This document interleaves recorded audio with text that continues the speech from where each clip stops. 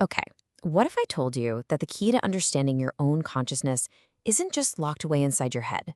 What if it's actually part of a massive, ancient, intelligent network that's right under your feet?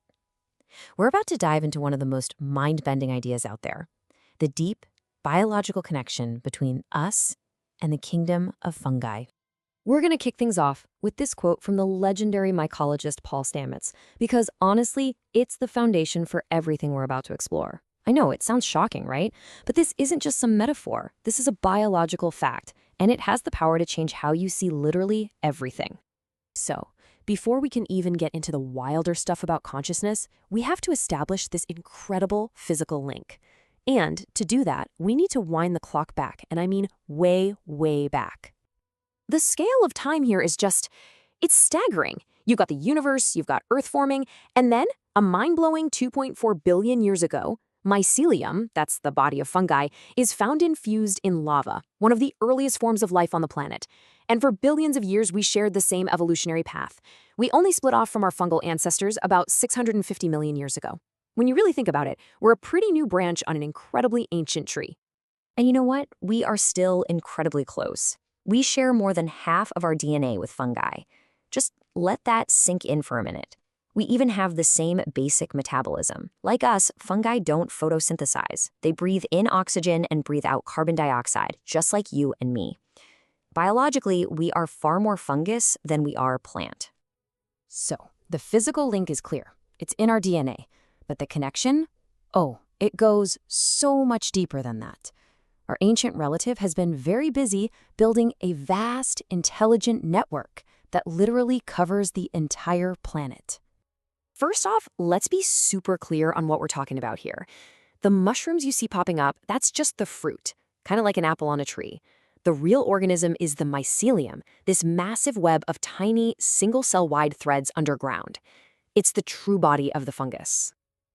And the density of this web is it's astronomical. Get this, in a single cubic inch of soil, that's about the size of a sugar cube, there can be over 8 miles of these mycelial cells. It is virtually everywhere under our feet, connecting the entire living world. And here's where it gets really fascinating: the design of this network.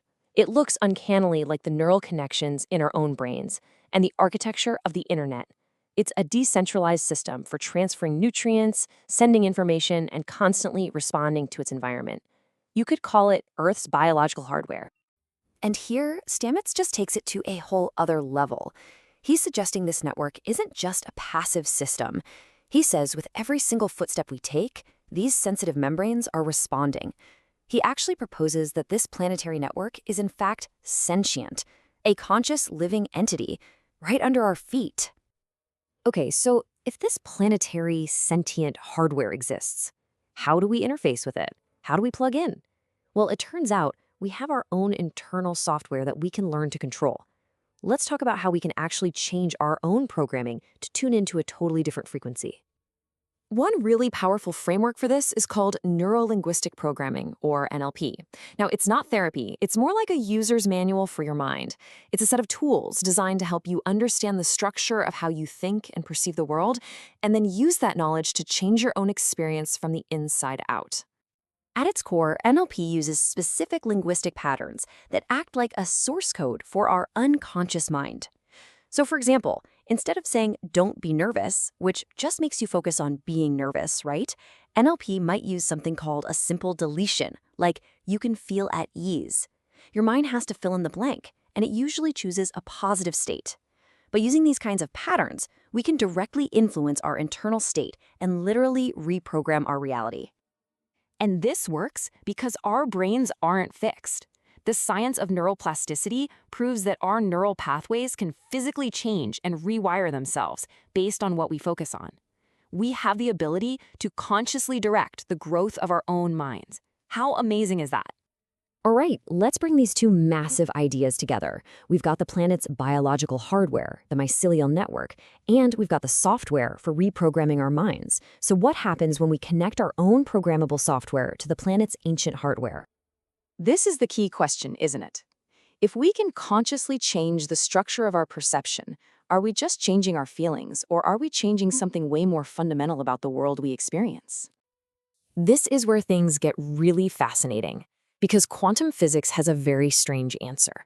It tells us that at the most fundamental level, reality isn't solid. It's a field of pure potential, a wave of probability. And what turns that potential into the world we see? Our focused consciousness, the act of observation. This means your attention isn't passive, it's creative. And this brings us right back to Paul Stamets, who believes that psilocybin mushrooms, the literal fruit of this mycelial network, are a key to this leap. He argues they help with neurogenesis, the growth of new brain cells, resetting our neurology and opening up brand new pathways. It's like a software update for the brain, potentially allowing our consciousness to operate at a higher level and see reality in a whole new way. So let's connect all the dots.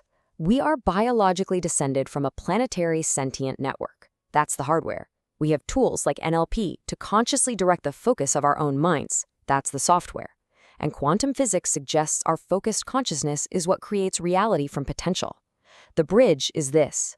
By reprogramming our minds, we change what we observe, and in doing so, we change the very reality we collapse into existence. Now, this isn't just some cool thought experiment. Putting these pieces together suggests a profound shift in what it means to be human, an integration of this ancient connection into our modern lives. And as entrepreneur Owen Cook puts it, this isn't a luxury. In a world facing such immense challenges, a fundamental shift in consciousness, a human awakening, feels less like a choice and more like an absolute necessity.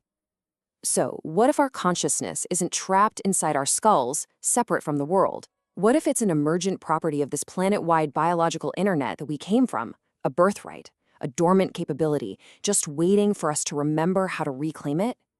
Which leaves us with a final, empowering question. If your consciousness is a broadcast, constantly programming reality by collapsing potential, then the infinite quantum field is listening. Your future is waiting for a clear signal. So, what reality will you choose to broadcast?